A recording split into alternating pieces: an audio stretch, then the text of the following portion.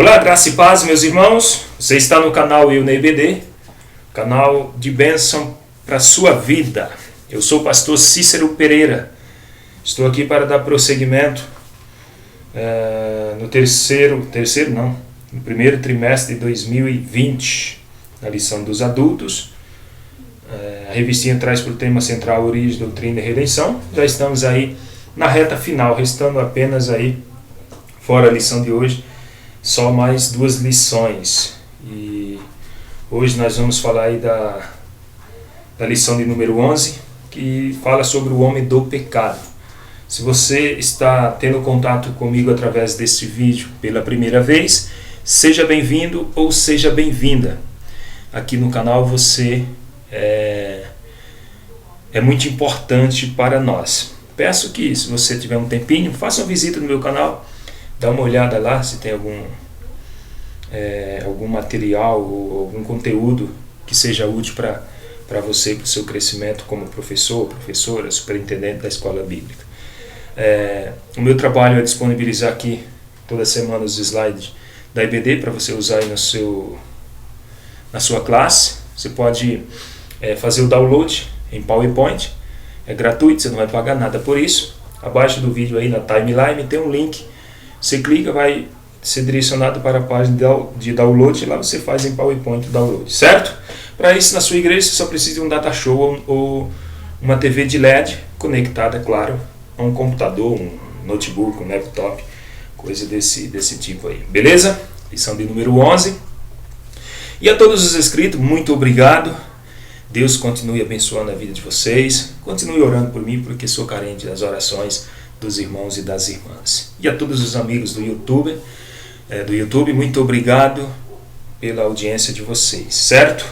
Que Deus continue lhes abençoando. Lição de número 11, vamos falar aí sobre o homem do pecado. Serei breve, serei objetivo. Dentro desta pré-aula de hoje nós iremos trabalhar 3 tópicos com seus respectivos subtópicos. No tópico 1 nós vamos falar do homem do pecado, no tópico 2 a missão do homem do pecado e no tópico 3 a destruição do homem do pecado. O texto áureo ele se encontra na carta que o apóstolo Paulo escreveu na sua segunda carta que Paulo escreveu aos Tessalonicenses, capítulo 2, versículo 8, que diz assim: E então será revelado o iníquo, a quem o Senhor desfará pelo assopro da sua boca e aniquilará pelo esplendor da sua vinda. Verdade prática: o homem do pecado, a encarnação máxima da maldade, será destruído por Jesus Cristo, o homem perfeito. Leitura bíblica em classe. Como de costume, não faço a leitura para nós ganharmos tempos aqui nesta aula, certo?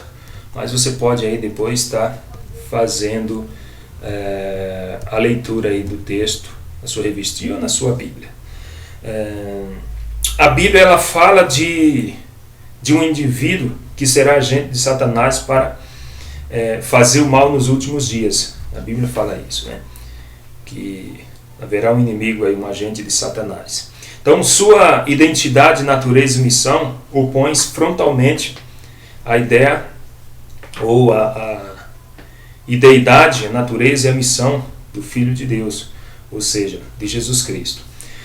Também é verdade que o anticristo ele há de ser revelado, ou há de se revelar, plenamente no momento histórico de nossa era. Entretanto, segundo a palavra de Deus, também é verdade que o seu espírito, o espírito do anticristo, ele já opera no mundo. Os planos diabólicos do anticristo já se encontram na terra. Isso é bem verdade.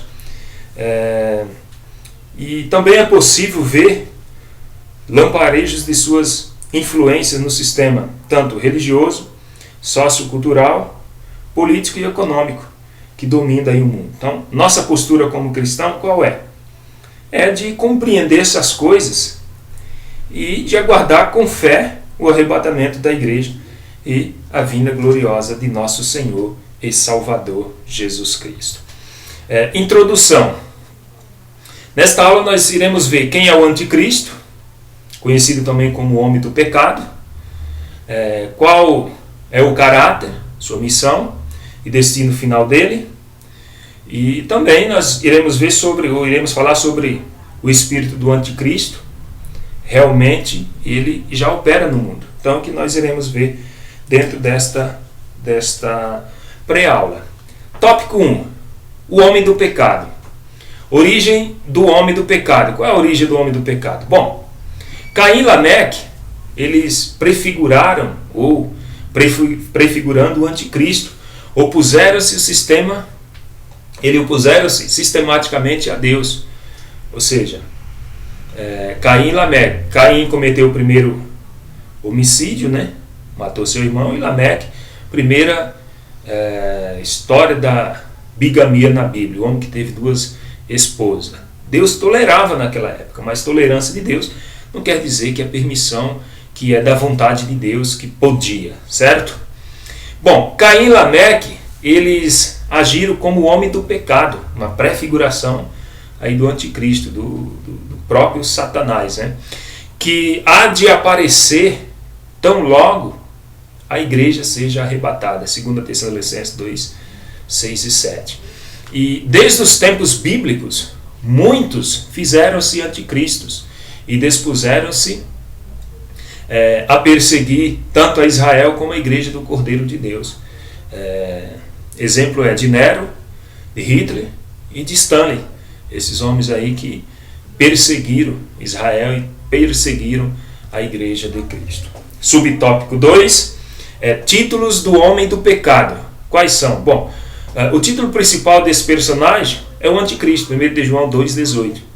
No Apocalipse, o homem do pecado, ele é descrito como a besta que sobe do mar. E Daniel, ele apresenta o anticristo como o príncipe que há de vir. Você pode conferir lá em Daniel 9, 26. E o Senhor Jesus mostra o anticristo como aquele que, desprezando o pai e o filho, aparece mentindo e enganando os incautos, enganando a muitos. Está lá em João 5,43. Subtópico 3. A natureza do homem do pecado. Qual que era a natureza do homem do pecado? Bom, o homem do pecado será de tal forma usado por Satanás, que chegará a ser confundido com este. Ele aparecerá como uma espécie de ungido do diabo. E na força do maligno, esse anticristo, ele realizará grandes sinais e prodígios, induzindo a humanidade. E os que não tomarem parte no arrebatamento da igreja serão obrigados a prestar-lhes honras e adoração. Apocalipse 13, 4. Fechando o tópico 1, o principal título do homem do pecado é anticristo, e ele aparecerá como ungido do diabo. No tópico 2 nós vamos falar da missão do homem do pecado. No ponto 1 nós falamos do homem do pecado em si, né? A sua origem, os títulos dele e a natureza dele. Agora no tópico 2 nós vamos falar da missão do homem do pecado. Primeiro, opor-se a Deus. É uma das missões do homem do pecado, opor-se a Deus. Satanás jamais vai conseguir derrotar a Deus, isso é claro, Jó 42, 2, confere lá. Mas por essa razão, volta-se contra todas as obras divinas, ou seja, santos, anjos, igreja, Israel e os redimentos do Cordeiro. Então ele não pode vencer a Deus, jamais Satanás derrotará a Deus. Mas ele volta-se, ele se impõe, ele afronta tanto os santos de Deus, como a igreja, como Israel e os remidos aí do Cordeiro. Subtópico 2. Opor-se, outra missão dele é opor-se. Já falamos de opor-se contra Deus, agora é opor-se a Israel. Veja bem, através de seus anticristos, o diabo vem reunindo todos os esforços para destruir Israel, quer física, quer espiritualmente. O que dizer da destruição em massa dos judeus durante a Segunda Guerra Mundial. Então, através de seus anticristos, porque são vários anticristos, né, que já existe, já opera, o diabo ele tenta aí com todos os seus esforços, não mede esforços para destruir Israel, tanto físico como espiritual. Porém, na grande tribulação, o homem do pecado, ele perseguirá implacavelmente os judeus para aniquilá-los de uma vez por todas. Mas quando Jesus retornar em glória, todo o Israel será salvo. Romanos 11, 26. Subtópico 3, outra missão dele é opor-se a Jesus Cristo. A missão do homem do pecado é dupla. Primeiro, opor-se a Cristo. Segundo, colocar-se no lugar de Cristo, como se fosse o verdadeiro Messias e Salvador do mundo. Mateus 24, 5 e 23, 24 fala isso aí. E outra missão do anticristo, né, do homem do pecado, é opor-se à igreja. O homem do pecado, ele opõe-se impiedosamente aos discípulos de Jesus Cristo. João 15, 18 e 19. Ele sabe como usar o sistema mundano contra a igreja. Mas consolemo-nos, pois os que está em nós, ou o que está em nós, melhor, é mais poderoso do que o maligno. Ou seja, 1 João 4, 4. Maior que está em nós, o que habita em nós, do que o que está no mundo. Certo? Fechando aqui o tópico 2, a missão do homem do pecado é passar pela oposição a Deus, a Israel, a igreja de Cristo e mesmo o próprio Jesus. Já no tópico 3, nós iremos falar agora da destruição do homem do pecado, a cessão de seu império. Bom, após a igreja ser arrebatada, Deus permitirá que Satanás, através de seus 2 escolhidos, a besta e o falso profeta, reine absolutamente por 3 anos e meio. Isso aqui é uma ideia pré-tribulacionista. Tem também a visão pré-tribulacionista e a visão pós-tribulacionista, e também tem a mesotribulacionista. Na visão pré-tribulacionista, deixa eu mudar aqui para ficar... depois eu mudo aqui, mas na visão pré-tribulacionista acontece o seguinte: Cristo ele virá antes da tribulação, dos 3 anos e meio. Na verdade, a tribulação é 7 anos, 3 anos e meio de paz, e os outros 3 anos e meio final, que é a tribulação mesmo, né? Então, na visão pré-tribulacionista, Jesus vem antes da tribulação e arrebata a igreja. Essa é a primeira vinda de Cristo invisíveis. E a igreja será arrebatada, né? Os primeiros mortos ressuscitam, a igreja será arrebatada e encontra com o Senhor Jesus nos ares. Depois dos 3 anos e meio, no final da tribulação, ele volta com os santos tal, e destrói ali. Satanás lança ele no inferno durante 1000 anos, deixa ele aprisionado durante 1000 anos. Essa é a visão pré-tribulacionista. Nesse slide aqui que eu deixei mais resumido, fala aqui da visão pré-tribulacionista, como eu já disse, Jesus vem antes da tribulação, e na visão pós-tribulacionista, ou pós-tribulação, né? Que Jesus virá depois do final, aí, no final da tribulação. Ele vem com a igreja, né? Ele arrebata a igreja, já no final ali ele arrebata a igreja, encontra com ele nos ares, e ele já volta, já vem e destrói o anticristo, lança ele no fogo, tal, coisa desse tipo aí, certo? E prende o diabo aí por um período de 1000 anos, que é o milênio. Depois lá no final do milênio, que o diabo será solto novamente por um período de tempo, e vai ser condenado ele e as nações, e chamado juízo final, o grande trono branco. Eu não vou aqui questionar visão pré ou pós, até mesmo porque nós precisaríamos de um tempinho a mais, certo? Mas só queria dizer que assim, a visão pré-tribulacionista ela é mais recente, século XIX, e a visão pós-tribulacionismo ou pós-tribulacionista é bem mais antiga, né? O pré-tribulacionista ele ganhou mais força a partir de um sonho de uma menina de 15 anos de idade, que ela teve um sonho, viu Jesus arrebatava a igreja antes da tribulação, e daí surgiu essa visão pré-tribulacionista. Ela não era tão, digamos assim, defendida pelos irmãos do século I, né? E o pós-tribulacionismo é bem mais antigo. eu me encontro, né, eu vejo mais textos para defender o pós do que o pré. Mas tanto o pós como o pré, o importante é que os dois estão aguardando a volta de Jesus Cristo. Então não estou aqui defendendo o pré-tribulacionismo nem o pós-tribulacionismo. Só coloquei esse ponto para você analisar.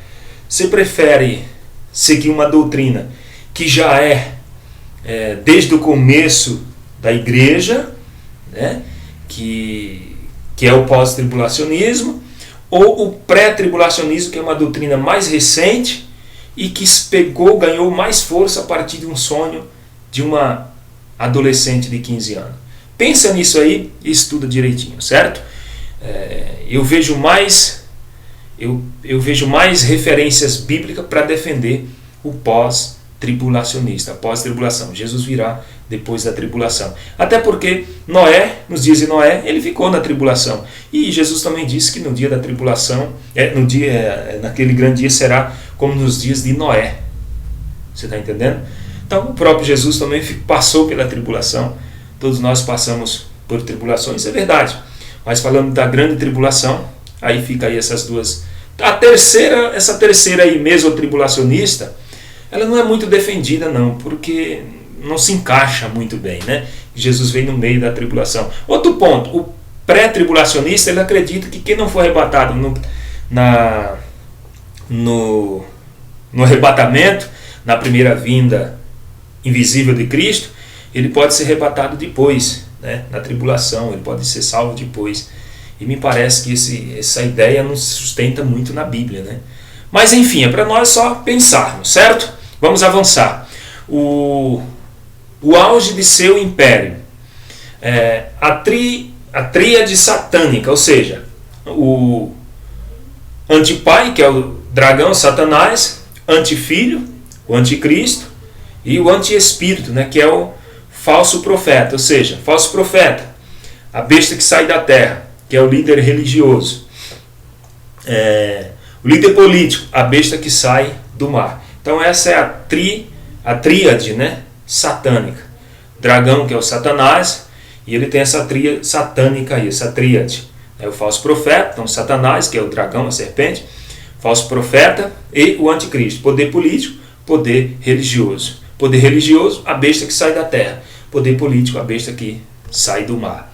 Então, como vimos, o homem do pecado, ou o anticristo, no auge de seu poder, dominará tanto a economia política quanto a religiosidade humana. Ou seja, agrupado todas as coisas sob o seu comando. Ele vai ter o comando de todas as coisas aí.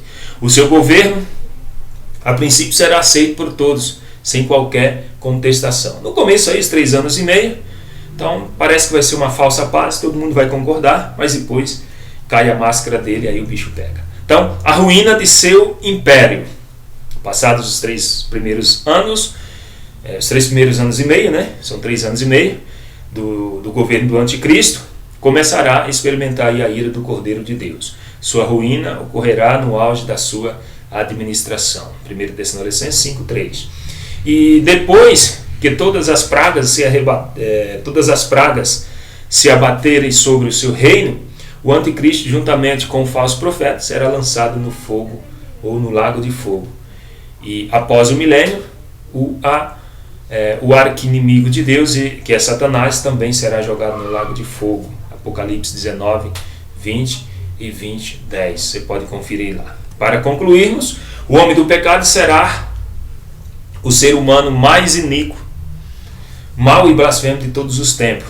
No entanto, ele não irá adiante, pois o Senhor Jesus Cristo o destruirá com o sopro de sua boca. Bom, meus queridos, é isso aí. Fica esta pré-aula. Deixo disponibilizado esses slides para você fazer uso na sua igreja. Você pode fazer suas alterações, deixar com a sua cara, certo? Pode mudar o que vocês quiserem aí, acrescentar, tirar, fique à vontade. Muito obrigado por até aqui estar acompanhando a gente aí. Deus abençoe a vida de vocês. Até a próxima aula, se o Senhor assim nos permitir. Tudo isso e muito mais nós fazemos dentro do reino, se for da vontade de Cristo.